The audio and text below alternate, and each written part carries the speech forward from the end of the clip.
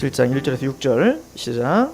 형제들아, 내가 법 아는 자들에게 말하노니 너희는 그 법이 사람이 살 동안만 그를 주관할 줄 알지 못하느냐. 남편이 있는 여인이 그 남편 생전에는 법으로 그에게 매인받으나 만일 그 남편이 죽으면 남편의 법에서 벗어나느니라. 그러므로 만일 그 남편 생전에 다른 남자에게 가면 음녀라. 그러나 만일 남편이 죽으면 그 법에서 자유롭게 되나니 다른 남자에게 갈지라도 음녀가 되지 아니하느니라. 그러므로 내 형제들아, 너희도 그리스도의 몸으로 말미암아 율법에 대하여 죽임을 당하였으니 이는 다르니 곧 죽은 자 가운데서 살아나신 이에게 가서 우리가 하나님을 위하여 열매를 맺게 하려 함이라. 우리가 육신에 있을 때에는 율법으로 말미암는 죄의 정욕이 우리 지체 중에 역사하여 우리로 사망을 위하여 열매를 맺게 하였더니 이제는 우리가 열매였던 것에서 대하여 죽었으므로 율법에서 벗어났으니 이러므로 우리가 영의 새로운 것으로 섬길 것이요 율법의 조문에 묵은 것으로 아니할지니라. 아멘.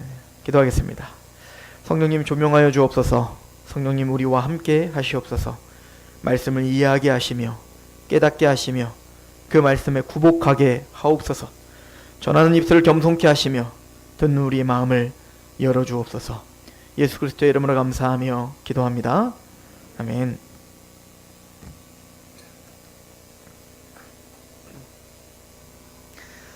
로마서 7장은 많은 논란도 있고 또 해석하기가 참 어려운 장입니다.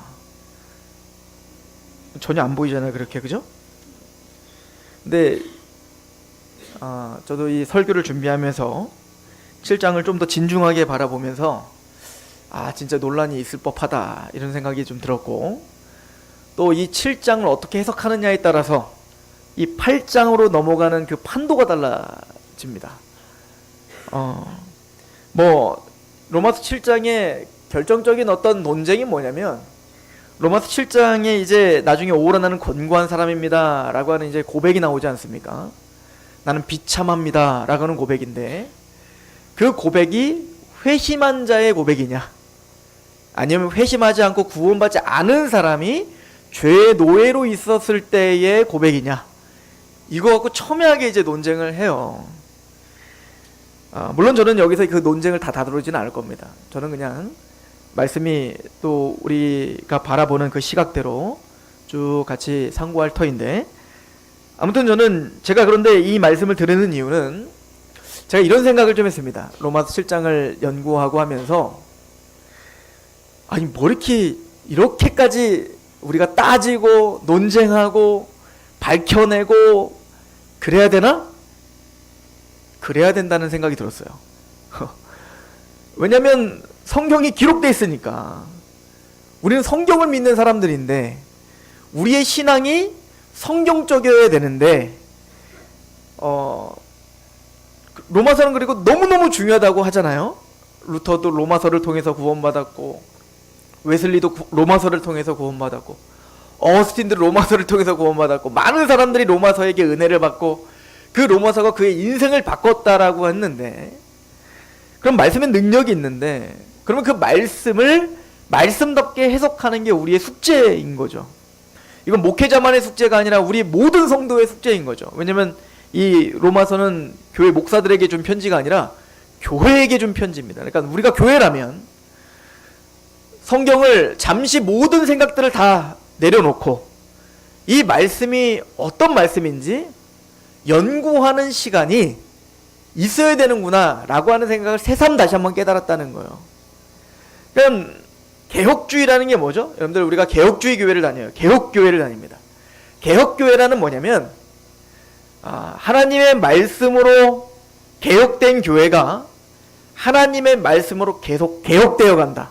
이게 우리가 믿는 바입니다. 그러니까 종교개혁을 일으켰던 그 종교개혁자들은 생명을 보고 자기의 생명을 내어던졌어요. 근데 그 내어던졌던 이유가 우리가 지금까지 믿었던 또 신뢰했던 신앙이 성경적이지 않았다는 것으로 생명을 던졌던 겁니다. 그래서 그 사람들은 한 단어, 한 구절 목숨을 걸었던 거예요.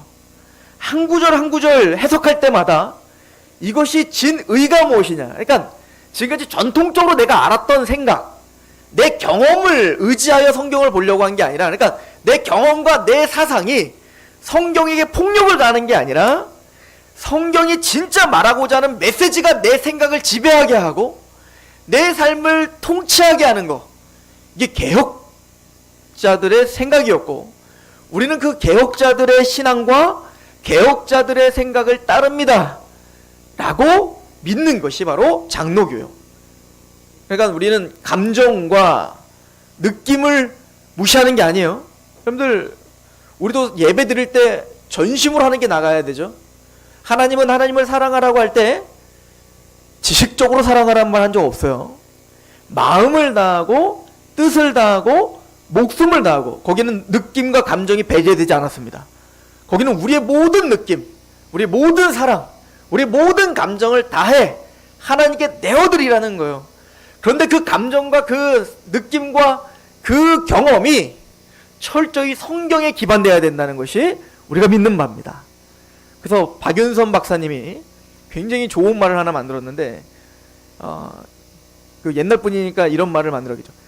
계시 의존 사상, 이런 말을 했어요. 우리의 모든 사상이, 우리의 모든 생각이 계시에 의존돼야 된다. 여기서 말하는 계시는 성경을 말하는 겁니다. 하나님의 말씀에 철저히 우리의 생각과 우리의 모든 감정이 다 굴복되는 것, 그 목표가 개혁교회가 추구하는 목표인 거예요. 그러니까 미친 듯이 우리는 말씀을 강해하고, 강해한다는 말을 쓰는 겁니다. 그러니까 목사의 경험과 목사의 사상이 성경을 뒤바꾸거나 성경보다 앞서면 안 되는 거죠. 그래서 잠시 자신의 생각과 감정을 내려놓고, 로마서를 본다면 로마서 1장부터 전체적인 그 맥을 보면서 도대체 사도 바울이 어떤 심정으로 이런 말을 썼지? 왜 이런 말을 쓴 거지? 그러면 지금 로마 교회의 성도들의 상태는 어땠길래, 도대체 로마 시대가 어떤 시대였길래 이런 말을 할 수밖에 없지? 라고 고민하며 성경을 봐야 되는 거예요. 그러니까 이거는, 저는 이제 여러분들에게 그렇게 성경을 볼 수 있도록 도와주는 역할이 목사이고, 여러분들은 집에 가셔서 또 성경을 그런 식으로 끊임없이 고뇌하며 성경을 봐야 되는 거예요. 그래서 에스라는 하나님께 기도할 때 뭐라고 결단을 하냐면, 내가 하나님의 율법을, 하나님의 율례를 연구하고 라고 표현한 겁니다. 연구하고. 연구라는 게 뭐죠? 하나님의 말씀이 도대체 무슨 말씀인지 생각하고요. 또 자기를 성찰하는 겁니다. 말씀이 도대체 어떤 내용인지를 알아야 된다고요. 그러므로 우리가 교회로 올 때에는 항상 생각할 생각을 하고 오셔야 되는 거예요. 그냥 은혜를 받으려고 오시는데 그 은혜를 받는다는 내용을 바꾸셔야 됩니다. 은혜를 받는다는 건 내가 좋은 말씀에 감동받으려고 오는 게 아니라, 때로는 내 마음을 찢는 말씀이 선포될 수 있어요. 근데 대부분 그래요, 성경 말씀이. 그러니까 사도 바울도 디모데에게 뭐라고 합니까? 하나님의 말씀은 교훈과 책망과 따뜻하게 하고 사랑스럽게 하고, 이런 말이 없어요. 책망과 바르게 한과 의를 교육한다고. 그러니까 우리가 얼마나 치우쳐 있냐고요. 우리 로마서를 지금까지 볼 때 우리 이 죄성이라는 것이 얼마나 하나님을 대적하고 있고 이기적으로 우리를 지금 몰아가고 있냔 말이에요. 그러니 우리가 하나님의 말씀을 대면할 때 얼마나 많이 부딪히겠습니까? 사실은 우리는 성경 말씀을 볼 때, 그래서 우리 자아가 깨지고 내 생각이 바뀌고 그러려면 우리 안에 부딪힘이 있어야 되는 게 사실인 겁니다. 많은 부분 내 생각과 내 감정과 다른 말씀들이 선포된다고요. 그죠? 거기에 막 힘들어하죠. 그게 은혜 받는 겁니다. 그러니까 은혜라는 건 그냥 어떤 카타르시즘을 느끼는 게 은혜가 아니라고요. 실제적으로 말씀 앞에 내가 서는 게 은혜인 겁니다. 그죠? 오늘도 그런 은혜가 있기를 소망합니다. 사도 바울은 오늘 6장에서는 우리가 죄에 대해서 죽었습니다 라고 하는 이야기를 했습니다. 그리고 이제 7장에서는 죄에 대해서 죽었다는 얘기는 우리는 율법에서 죽은 자입니다, 이 얘기를 이제 하려고 합니다. 율법과 죄의 관계가 어떤 것인지, 또 왜 우리는 율법에서 죽어야 되는지, 그럼 우리가 율법에서 죽었다는 얘기는 우리에게 율법이 아무런 도움도 되지 않는다는 얘기인지, 그런 이야기를 이제 하려고 해요. 다행히도 첨예하게 논쟁이 되는 구절은 다음 주입니다. 오늘은 편안하게 들어도 돼요. 오늘 사도 바울은 이렇게 시작을 합니다. 7장 1절에 형제들아 내가 법 아는 자들에게 말하노니 너희는 그 법이 사람이 살 동안만 그를 주관하는 줄 알지 못하느냐. 이렇게 시작하죠. 이제 일반적인 법일 수도 있고 율법일 수도 있어요. 자, 그런데 우리가 보통 법을 아는 사람들은 이거 다 알지 않냐 이 얘기인 거예요. 뭘 아냐면 어떤 사람이 범죄를 저질러 피의자가 됐어요. 범죄자가 됐습니다. 이제 재판을 기다려요. 수사를 해야 됩니다. 그런데 그 사람이 죽어버렸어요. 그럼 어떻게 될까요? 그러니까 저도 요즘엔 네이버나 이제 뭐 뉴스 같은 걸 쭉 보면 피의자가 사망하여 공소권이 없으므로 사건이 종결한다, 이 판결을 내리더라고요. 그러니까 어떤 죄든 그 사람에게 얽매였던 모든 죄가 이제 법이 그를 정죄하기 시작하는 겁니다. 그러니까 그 사람은 이 법이 만약 법을 어겼다면 그 법이 끝까지 쫓아가 그 사람을 어떻게 돼요? 그 죄를 드러내고 정죄하고 심판하는 것이 법이 해야 될 일인 거예요. 그러니까 하나님이 율법을 주신 목적도 여기 있습니다. 율법을 주신 목적은 우리를 구원시킬 수 있는 도구가 아니에요. 율법을 아무리 많이 알아도 여러분들은 구원받을 수가 없습니다. 여러분들 율법을 아무리 많이 지켜도 구원받을 수 없습니다. 그것이 성경이 지금까지 했던 얘기잖아요. 물론 여러분들이 율법을 다 지켰다고 해봅시다. 다 지키면 구원받을 수 있겠지, 의인되니까. 그런데 중요한 거는 여러분들이 율법을 다 지킬 수가 없어요. 아니, 다 지킨다는 말을 할 수조차 없어요. 왜냐면 그 율법은 우리의 윤리적 도덕적 내 관념에서 정해진 법이 아니라, 또 어디 대법원에서 정하는 법이 아니라 하나님의 법입니다. 하나님의 법. 그러면 하나님의 법이란 하나님의 기준으로 정해진 법이라고요. 이것을 야고보서가 뭐라고 했냐고요?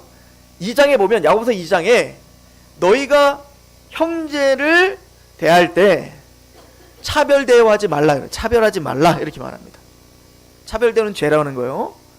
근데 우리는 차별 대우하잖아요. 우리는 본능적으로 차별 대우하는 사람들이에요. 여러분들, 우리는 본능적이라니까요. 여러분들 쉽게 얘기해서 여러분들 자녀와 자녀 아닌 사람과 차별 대우 하시잖아요. 안 하세요? 하시잖아요. 여기 노숙자가 우리 교회에 왔어요. 그분을 대하는 마음과 태도와 저를 대하는 태도가 다르잖아요. 본능, 이거는 뭐 그렇게 하려고 한 게 아니라 우리 본능적으로 차별되고 한단 말입니다. 근데 그거 죄예요. 그러니까 어떤 죄냐면 죽을 죄예요. 지옥 갈 죄라고요. 이해 가십니까? 그런데 차별대우하지 말라 하면서 야고보서 2장에 뭐라고 하시냐면 모든 율법을 지키다가 한 가지만 어겨도, 그 차별대우를 포함한 한 가지만 어겨도 죄인이다, 이렇게 표현한 겁니다. 그러니까 우리는 그 하나님의 거룩함의 그 기준에 전혀 미칠 수가 없죠. 더 나아가 갈라디아서는 뭐라고 하냐면 모든 율법을 항상 지키라고 했습니다. 숨이 콕 막혀야 되는 겁니다. 가끔 제가 이제 아동부 아이들에게 이제 설교할 때, 아동부에게 설교할 때, 얘들아, 우리는 죄 안 지을 수 없지? 우리 모두 죄인지, 그러면은 가끔 그런 애들이 있어요. 죄 안 짓는데요? 이런 애들이 있다고요. 그래, 너는 죄 안 짓는다고 생각하지만 하나님의 말씀에는 형제를 미워하는 사람은 이미 살인자라고 했지? 난 안 미워하는데요? 이런 애들이 있다니까요? 할 말이 없어요. 그러면 넌 그렇게 알아라. 근데 그거는 우리가 이해할 수 있는 건, 걔한테 얘가 뭐라고 할 수 없는 건 어리기 때문에 그런 거. 어리기 때문에. 마찬가지로 내가 하나님 율법을 다 지킬 수 있습니다. 둘 중에 하나입니다. 정신없는 사람이든지, 하나는 어리기 때문에 그런 거예요. 아직 뭐가 뭔지 모르는 겁니다. 분간하지 못하는 거예요. 근데 우리가 신앙이 성숙하고 말씀으로써 하나님의 말씀을 안다 하는 사람은 절대 우리 스스로 율법을 지켜 의롭다함을 받을 수 없다는 걸 압니다. 왜냐면 하나님의 기준이 뭔지 알기 때문에 그런 거예요. 예수님이 그런 정신이 없고 분간하지 못하는 바리새인과 서기관들에게 그래서 그렇게 3년 반 동안이나 독사의 자식들아 저주받을지어다 아무리 뭐라고 해도 알아듣지를 못하는 겁니다. 그래서 말하는 거죠. 니들이 소경이야. 얘네들은 본다고, 너희들은 본다고 하니까 니들이 소경이고, 얘네들은 보이지 않는다고 하니까 얘네가 보는 사람이야.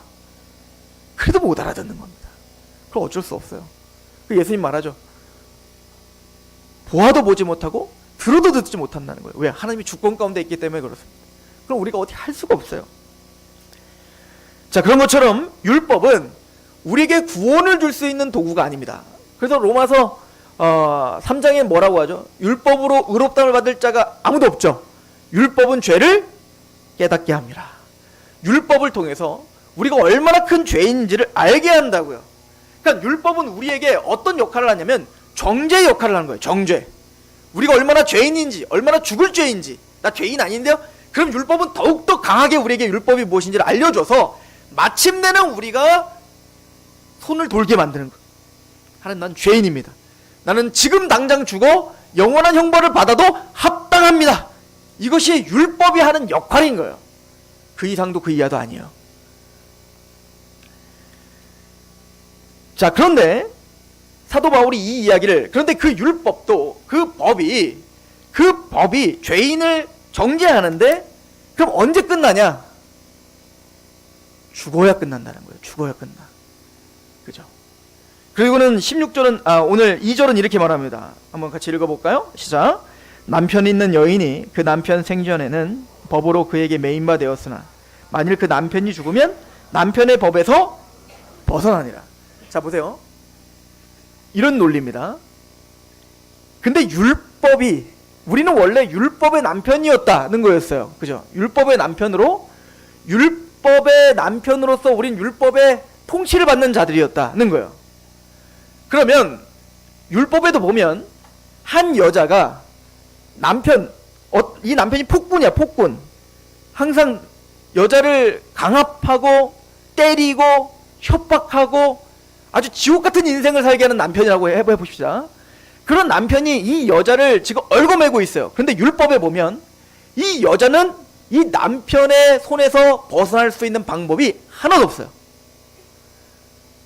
하나 있습니다. 이 남편 죽어야 돼요. 이 남편이 죽으면, 사별을 하면 그때서는 이 여인이 어떻게 된 거예요? 자유로워지는 거예요. 그러면 만약에 이 남편이 폭군이라고 해서 도망가갖고 만약에 이 여자가 다른 남자를 만나면 그거는 간음이 되는 겁니다. 그러므로 그건 합법적이지 않은 거예요. 이해가시죠? 즉 그 얘기를 하고 있는 겁니다. 그러므로 우리에게 율법이라는 남편이 있는데 그 율법이라는 남편에 의해서 우리는 항상 린치를 가하고 협박당하고 그 율법 앞에 항상 짓눌려 사는 거예요. 우리가 그랬다는 겁니다.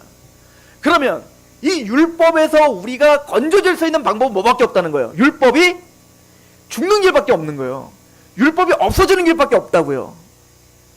그러면은 이제 어떤 결과가 나와야 돼요? 그러므로 예수님으로 말미암아 누가 죽었다 이렇게 말해야 돼요. 율법이 죽었다 이렇게 얘기해야 된다고요.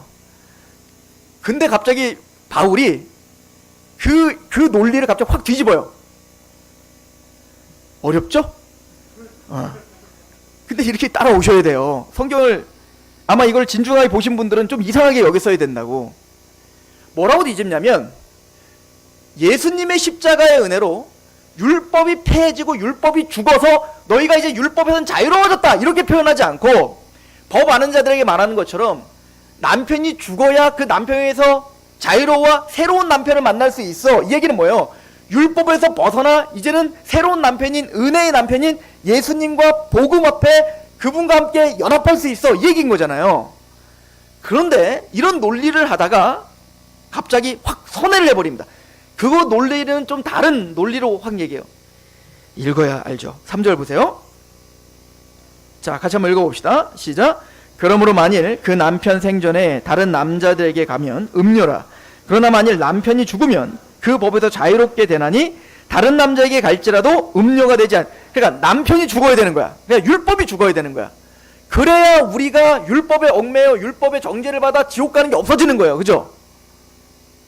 그러니까 우리로 말하면 내가 범죄했어. 범죄했으니까 내가 행복하게 살려면 내가 범죄해서 막 자꾸 막 지금 나를 뭐라 그러죠? 수배. 무슨 수배? 형상수배. 그 수배를 당해갖고 이제 계속 나를 막 쪼여오는 거야. 법이 나를 막 잡으러 오는 거야. 얼마나 미치겠냐고요. 죽겠다고. 이게 우리 인생이었다는 겁니다. 우리가 그렇게 하나님의 법이 우리를 계속 쪼여오고 있는 겁니다. 그래서 우리를 이제 십자가에 예수님이 죽은 그 처절한 그 고통처럼 우린 영원한 형벌을 받을 그 형벌이 우리에게 계속 다가오고 있는 거예요. 법의 집행을 하려고.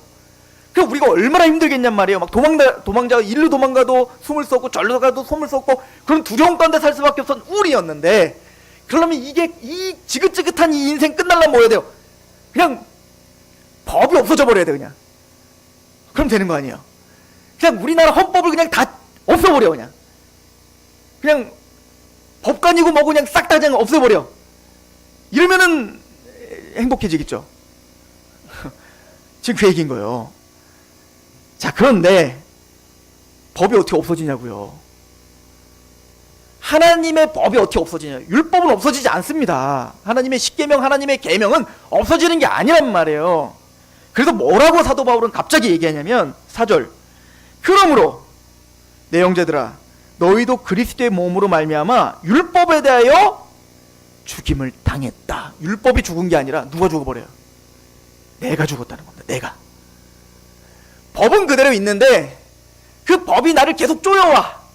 그래서 이 법은 마침내는 그 형벌을 내려서 사형언도를 내려서 영원한 지옥에 끌고 가버리면 되는데,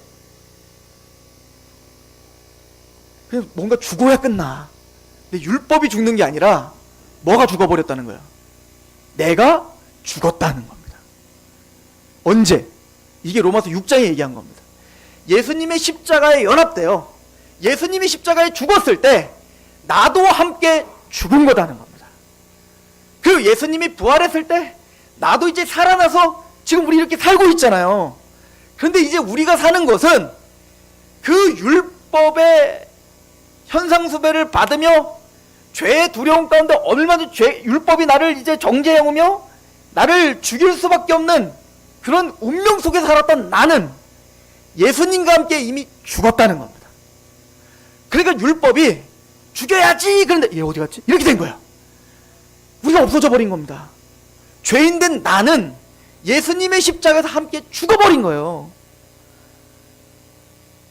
아멘 하셔야죠. 처음 해봤네. 아멘, 이건 진짜 아멘 하셔야 되는 거예요. 예수님의, 하지 말아야겠다, 이상합니다. 예수님의 십자가, 그 십자가의 죽음에 내가 죽은 거라고요. 내가. 더 이상 율법이 우리를 다스릴 수 있는 권한이 없어져 버린 겁니다. 왜? 내가 죽었으니까. 예수님의 십자가에 내가 죽어버린 거예요. 이미 예수님의 십자가의 그 사건이 그 율법이 난 줄 알고, 그게 예수님이 난 줄 알고 자신의 모든 역량을 다해 사망이라는 걸 퍼부어버린 겁니다. 근데 거기서 퍼부어버렸는데, 그래서 합법적으로 내가 죽은 건데 실제적으로는 내가 죽지 않고 예수가 죽은 거죠. 그리고 우리는 율법에서 자유함이 얻었다. 이게 사도 바울이 하는 얘기입니다. 죄와 율법에서 자유할 수 있는 방법은 오직 누군가 죽어야 되는 겁니다. 왜? 죄의 삭은 사망이기 때문에 죄가 갖고 있는 자는 죽어버려야 됩니다. 근데 그 죽음을 내 대신 예수님이 죽어주셔서 내가 함께 죽어버려서 이제는 율법이 나를 정죄할 수 없게 됐다. 이게 사도 바울이 하는 얘기인 거예요. 그리고는 이렇게 말합니다. 4절에 그러므로 내 형제들아 너희도 그리스도의 몸으로 말미암아 율법에 대하여 죽임을 당하였으니 이는 다르니 곧 죽은 자 가운데 살아나신 이에게 가서, 그러므로 이제는 합법적으로 우리가 죽어버렸으니까 죽었다가 새로, 그러니까 우리가 완전히 그 호적이 바뀐 거야. 새로운 주민등록번호를 받은 거야. 그러니까 우리는, 그러니까 죄인된 나는 이미 죽어서 끝났고 공소시효 없음, 공소시효 없어서 이제 사건 종결 났고, 그리고는 신분이 뭐라고 하죠? 탈색? 아니 뭐라 그래? 아무튼 그렇게 된 거예요. 그래서 내가 사는 것은 내가 사는 게 아니요, 내 안에 사시는 누가 사시는 거예요? 예수가 사시는 겁니다. 그렇죠? 그러므로 법이 이제 우리를 정죄할 수 없는 거예요. 그래서 이런 논리로 로마서 8장 1절에 그래서 이렇게 선포하는 겁니다. 그러므로 그리스도 안에 있는 자에게는 결코 정죄함이 없다는 거예요. 왜? 이미 정죄 끝났으니까. 이미 예수님의 십자가에서 우리가 끝난 겁니다. 그래서 내가 진실로 너에게는 내 말을 듣고 또 나 보내신 이를 믿는 자는 심판에 이르지 아니하나니 이미 영생을 얻었고 심판에 이르지 않으니 사망의 생명으로 옮겼다라고 선언해 주시는 겁니다. 이게 은혜요. 이게 구원인 거예요. 그러니까 예수님을 믿는다는 것은 이미 내가 십자가 안에서 내가 죽었다라고 고백하는 겁니다. 그러므로 더 이상 율법이 나를 정죄할 수 없는 겁니다. 율법이 나를 정죄하여 영원한 사망에, 죄 삭은 사망이라는 법이 더 이상 나를 얽어맬 수 없는 겁니다. 그래서 로마서 8장은 이렇게 말하는 겁니다. 왜 결코 우리에게 정죄함이 없죠? 로마서 8장 2절 보세요. 이는 그리스도 예수 안에 있는 생명의 성령의 법이 죄와 사망의 법에서 너희를 해방했기 때문에. 죄와 사망의 법이 뭐죠? 죄의 삭은 사망이라는 법이란 말입니다. 이 법을 고린도전서 15장은 이렇게 말해요. 55절에 보면 사망아 너의 승리가 어디 있느냐? 사망아 내가 쏘는 것이 어디 있느냐? 사망이 쏘는 것은 죄요 죄의 권능은 율법이라. 무슨 얘기입니까? 사망이라고 하는 유도미사일이 있어요. 화살촉이 있다고요. 그 유도미사일은, 사망이라는 유도미사일은 반드시 맞추는 게 있는데 뭐요? 사망아 네가 쏘는 것이 뭐요? 죄란 말이에요. 죄가 하나라도 있으면 그 죄를 사망은 반드시 맞춰지게 된다고요. 백발백중. 죄가 얼마나 있으면, 모든 율법을 지키다가 한 가지만 어겨도 죄인이라니까요. 그러니까 우리가 사소하게 생각하는 그 죄조차도 죽을 죄입니다. 이게 죄와 사망의 법이에요. 그러니까 이 죄와 사망의 법에 우리가 살면 우린 죽을 수밖에 없는 겁니다. 그런데 이 죄와 사망의 법에서 우리를 생명의 성령의 법이 우리를 어떻게 했다는 거예요? 해방했다는 거예요.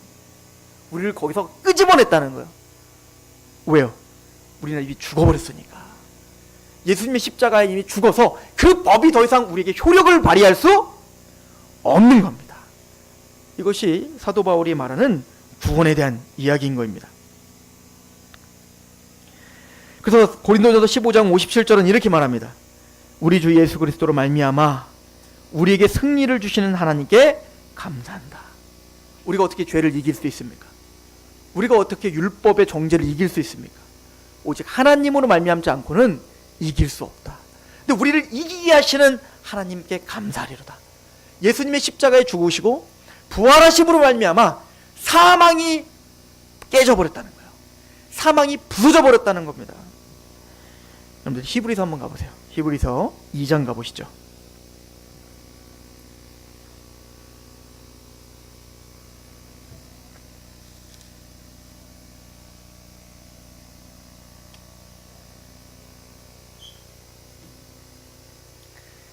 (2장 14절) 보십시오. 자녀들은 혈과 육에 속하였음에 그도 또한 같은 모양으로 혈과 육을 함께 지니심은, 예수님이 왜 육체를 입고 이 땅에 오실 수밖에 없었는지를 설명하고 계시죠. 우리와 똑같이 혈과 육을 함께 지니심은 죽음을 통하여 죽음의 세력을 잡은 자 곧 마귀를 멸하려 하심이라. 예수님의 십자가에서 죽어주심으로 말미암아 그 죽음의 세력을 잡은 마귀의 권세를 어떻게 했다는 거예요? 부셔버렸다는 겁니다. 사탄이, 계시록에 보면 사탄을 뭐라고 표현하고 있냐면 밤낮 참소하는 자라고 말을 합니다. 사탄이 우리에게 와서 하는 역할이 뭐냐면 우리를 죄를 짓게 해요. 유혹이나 핍박을 통해서 우리를 하나님에서 떠나게 해요. 죄를 지으면 사탄은 죄를 짓게 한 다음에 그 죄를 지은 걸 가지고 하나님께 가지고가 참소하는 자인 거예요. 하나님 보십시오. 얘는 이렇게 죄인입니다. 얘는 지옥 가야 됩니다. 얘는 정죄받아야 됩니다. 그리고 그 협박을 뭘 가지고 해야 돼요? 죽는다는 걸로 협박해야 되는 거 아니에요? 사망이, 그러니까 사단이 갖고 놓은 최종적인 무기가 죽음인 겁니다. 죽음. 그죠? 그러니까 얘를 죽여야 됩니다. 얘를 영원한 지옥 보내야 됩니다. 얘를 영원한 하나님의 은혜에서 단절시켜야 됩니다. 이 죽음을 가지고 협박해요. 그런데 얘가 죄인이라는 것을 무엇을 가지고 이제 하나님께 가지고 보세요, 얘 죄인입니다 라고 해야 되죠? 율법인 거예요. 그래서 율법. 그러니까 이 죄라는 녀석이, 율법은 거룩하고 좋은 건데 이 죄라는 녀석은 그 율법을 우리를 협박하는 데 쓴다고요. 그러니까 율법은 거룩하고 선한 거예요. 나중에 이제 7장에 나옵니다. 율법은 우리에게 하나님이 주신 좋은 거고 은혜인데 그 좋은 율법을 가지고 사단과 죄는 우리 안에서 정죄하고 우리를 죽게 하는 데 사용한다고요. 그러니까 마음을 두렵게 하고 하나님을 떠나게 하고 뭔가 하지 않으면 난 지옥 갈 것 같은 두려움 가운데 하고, 그러니까 이것은 은혜를 보지 못하게 하죠. 너희가 아무것도 할 수 없어. 예수님의 십자가의 은혜로만 구원. 에이, 어떻게 그렇게 구원받아? 내가 한 게 있는데 열심히 뭔가 해야 구원받지. 이게 지금 우리를 계속 결박하고 있는 상태였단 말입니다. 그런데 그렇게 죽음을 가지고 우리를 협박했던 그 죄의 권세를, 그 사단의 권세를 예수님이 아예 그냥 죽어버리심으로 말미암아 끝장내버리신 거예요. 그 논개가 그냥 끌어안고 바닷속에 빠져 들어간 것처럼 우리를 구하기 위해서 예수님이 죽음을 끌어안고 그냥 죽어버리신 겁니다. 원래는 예수님 죽을 이유가 없으신 분이에요. 죄가 없으신 분이니까. 그런데 그 예수님의 죽음이 우리를 대신하여 또 내가 죽은 것이 된 겁니다. 그래서 사망의 권세를 부셔버린 겁니다. 그래서 성경은 뭐라고 하냐면 디모데 후서를 보시죠. 디모데 후서 1장. 이런 거는 중요하니까 다 찾아야 돼요.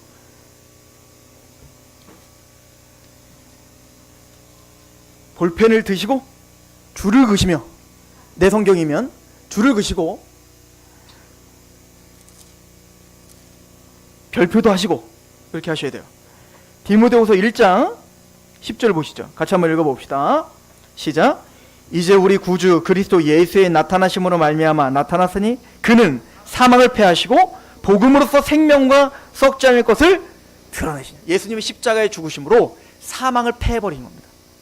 우리 안에 더 이상 그 죄의 형벌인 사망이 우리에게 올 수 없게 만든 거예요. 죄의 삭은 사망인데 예수님이 죽어버림으로, 우리가 함께 죽음으로 이미 사망은 끝난 겁니다. 이제 사망이 패해진 거예요. 더 이상 그리스도 안에 있는 자에게는 사망이 오지 않는다는 겁니다. 여기서 말하는 사망은 지옥 가는 형벌을 말해요. 그래서 계시록에 보면 이긴 자는 둘째 사망의 해를 받지 않는다 이렇게 말합니다. 첫째 사망에는 다 받아요. 사람이 한번 죽는 건 사람에게 정하신 거예요. 그 이후에는 심판이다. 이게 첫째 사망입니다. 우리는 죽을 거예요. 그런데 죽어서 진짜 둘째 사망이 우리에게 올 건데 그 둘째 사망, 형벌인 지옥 형벌을 우리에게서 없애버린 겁니다. 이것이 사도 바울이 말하는 복음의 능력인 겁니다. 이걸 위해 예수님이 십자가에 죽으신 거예요. 자, 결론을 내립니다. 그러면 율법이 더 이상 우리를 협박할 수 없다 하여, 그럼 율법은 죽은 건가요? 사도 바울은 그렇게 말하지는 않는 겁니다. 율법은 여전히 살아있고 그 율법이 우리를 정죄하여 사망을 끌고 가진 않지만 우리는 그런데 그 율법에 얽매여 율법의 두려움으로 우리가 율법을 섬기는 자들이 아니다는 겁니다. 율법이 말하고 있는 그 법은 누가 정하신 거예요? 하나님이 정하신 거잖아요. 하나님의 원리라고요. 그게 왜 없어지냐고요. 물론 율법 중에는 폐해지는 게 있죠. 뭐가 없어집니까? 제의적인 율법 폐해집니다. 먹는 것과 마시는 것, 월삭이나 절기나 안식일, 이런 성막, 제사장, 이런 모든 것들은 다 폐해지고 없어지는 겁니다. 시민법 없어진 겁니다. 그것은 그 당시에 선민인 이스라엘에게 국한되어 주신 어떤 법들이 있어요. 그 법들이 뭐죠? 예를 들어서 뭐 소를 죽이면 내 소를 줘야 되고 뭐 이런 것들이 있지 않습니까? 그런 것들은 시민법이에요. 이게 우리에게 적용이 되는 법들이 아니라. 그러나 윤리법, 즉 뭐죠? 도덕법, 십계명, 이건 영원한 법인 겁니다. 그 법은 여전히 살아있다고요. 그런데 중요한 건 그 십계명이 우리를 두렵게 하지 않는다니까. 이제 그 계명을 지키지 않는다고 하여 우리가 영원한 형벌에 가지 않는다니까요. 왜? 율법이 우리를 이제 정죄할 수 없어요. 그러면 이제 앞으로 우리는 율법대로 살지 않고 내 맘대로 살아도 되는 겁니까? 아니라는 거예요. 율법이 우리를 지배할 수 없지만 우리는 새로운 법이 우리를 지배하고 있다는 겁니다. 이걸 지난주에는 죄의 법이 아니라 의의 법이라고 설명을 했고, 지금은 율법이 우리를 이제는 지배하는 게 아니라 무슨 법이래요? 오늘 본문 가봅시다. 로마서 7장 5절. 우리가 육신에 있을 때에는 율법으로 말미암는 죄의 정욕이 우리 지체 중에 역사하여 우리로 사망을 위하여 열매를 맺게 하였지만, 이제는 구원받은 이제는 우리가 얽매였던 것에 대하여 죽었으므로, 이제 우리는 얽매였던 것에 죽어서 죄에 대해서 죽었고 사망에 대해서 죽었고 그리고 율법에 대해서도 죽었어요. 그죠? 그러면 우리를 얽매였던 것에 죽었으므로 율법에서 벗어났으니 이러므로 우리가 뭘 지배를 받아요? 우리가 영의 새로운 것으로 섬길 것이요 율법의 조문에 묵은 것으로 하지 않는다. 영의 새로운 게 뭡니까? 마음의 할례를 받았다는 겁니다. 사랑의 법이 이제 우리를 끌고 간다는 얘기입니다. 십자가의 은혜가 우리를 지배하고 있다는 얘기입니다. 한번 생각해 보십시오. 폭군된 남편이, 그 폭군인 남편이 우리가 포로로 끌려간 거예요. 사실은 그 사람이 우리 남편도 아니었어. 원래 우리는 원래 공주처럼 살아야 되는 사람들이었어. 그런데 그 나쁜 놈들이 우리를 쳐들어와 가지고, 우리나라를 쳐들어와서 내가 포로로 끌려간 거예요. 그럼 거기서 아무나 짝을 져준 거예요.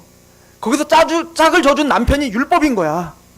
근데 그 율법이 우리를 말로는 아내라고 말했지만 아내처럼 여긴 게 아니라 노예처럼 여겼다고요. 그래서 우리는 그 사람을 위해서 그 사람의 발을 닦아주고 설거지를 하고 또 밥을 해주고, 이리 오라면 이리 가고 저리 가면 저리 갔어요. 왜? 맞을까봐. 아니, 죽을까봐. 지옥 같은 이 생활이 너무 싫지만 어쩔 수 없었어요. 살 수 있는 방법이 이거밖에 없었기 때문에 그 남편에 의해서 지배당하고 압제당하며 벌벌 떨며 살았어요. 그런데 나의 진짜 남편인 예수가, 진짜 참된 남편인 예수가 이제는 군사를 끌고 쳐들어왔어요. 그래서 만약에 거기서 만약에 율법을 죽고 만약에 그 남편을 죽이고 새로운 남편인 예수께로 우리가 갔어요. 한번 생각을 해봅시다. 1절 2절에 있는 말씀을 가지고 한번 얘기를 해보면, 근데 그 새로운 남편은 우리를 너무 사랑하는 겁니다. 근데 우리가 뭔가 밥때가 늦었어. 그리고 예전에 그 습성이 있었고 막 너무 두려운 거예요. 밥을 늦게 줬는데 이제 난 죽었다. 그러더니 갑자기 바깥에서 막 죽을 사와. 여보, 내가 죽 사왔어. 그러면서 막 주고, 괜찮아 누려. 그냥 내가 원하는 건 나한테 밥 해주고 빨래 해주고 그런 걸 원하는 게 아니라, 여보, 날 사랑해줬으면 좋겠어. 난 그거 하나면 돼. 그냥 날 좀 사랑해줘. 내가 당신을 얼마나 사랑하는지, 내가 당신을 위해서 어떤 희생을 하는지, 내가 당신을 사랑하는 마음이, 내가 지금 죽는 한이 있더라도 난 당신을 사랑하는 그 마음만 좀 알아줬으면 좋겠어. 이게 복음인 거예요. 그러면 그렇게 폭군의 남편에 있던 아내가 그런 사랑이 많고 은혜가 많은 남편의 부인이 됐다고 하여 막 살겠습니까? 더 잘하지 않겠어요? 더 감격이 돼서 더 정성으로 그를 위해서 살지 않겠습니까? 그리고 그렇게 사는 것이 이제 기쁘지 않겠습니까? 이게 영이 지배하는 사람인 거예요. 더 이상 율법이 우리를 지배하지 않습니다. 우리를 구원에서 떨어뜨리거나 우리를 지옥 경보를 던지지 않습니다. 왜? 예수님과 함께 이미 우리는 죽었기 때문에. 그러나 예수님과 함께 죽은 그 사랑이 우리를 다스립니다. 그 성령님이 로마서 5장에 하나님의 사랑을 우리에게 부어주신다는 거 아니에요? 그래서 날이 가면 갈수록 하나님의 사랑, 그 십자가의 은혜가 더욱더 커지게 우리를 휘어잡고 있단 말입니다. 사도 베드로가 말하죠. 나는 하나님의 사랑, 사도 바울이, 나는 하나님의 사랑이 나를 강권하시도다. 이제 내가 사는 것은 날 위해 사는 게 아니다. 날 위해 십자가에 죽으신 그 예수를 위하여 내가 산다. 그 사랑에 강권된 마음으로 예배하고, 그 사랑이 강권된 마음으로 하나님께 헌신하며, 그 사랑이 강권된 마음으로 하나님의 율례를 지켜 그 사랑하는 마음으로 살아가다 보니 뒤를 돌아봤더니 하나님의 십계명이 지키고 있더라요. 율법이 죽은 게 아니라, 율법에 얽매여 사는 게 아니라 사랑에 얽매여 사는데 뒤를 돌아봤더니 하나님의 말씀대로 살게 되는 겁니다. 이게 새로운 지배를 받고 있는 하나님의 백성들의 특징이라고 말하는 겁니다. 왜요? 우리는 마음으로 하나님 법을 사랑하기 때문에 그렇습니다. 이게 거듭난 회심한 하나님의 백성들의 특징이라고 이야기를 합니다. 율법이 우리를 더 이상 정죄하지 않습니다. 은혜를 더하게 하려고 죄에 더하겠느냐? 그럴 수 없느니라. 우리는 사랑에 강권된 자요. 오늘 말씀에서 말한 것처럼 우리가 영의 새로운 곳으로 섬긴다.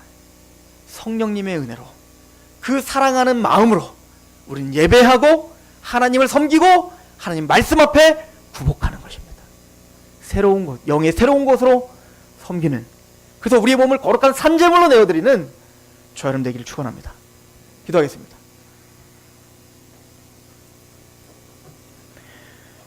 하나님 아버지, 우린 죄에 대해서 죽었습니다. 율법에 대하여 죽었습니다. 예수님의 십자가의 은혜가, 예수님의 십자가의 사랑이 우리를 함께 죽게 하고 또 예수님의 부활이 하나님을 향하여 살게 합니다.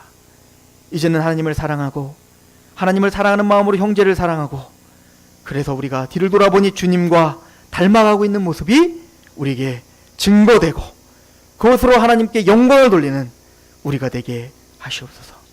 예수님의 이름으로 감사하며 기도합니다.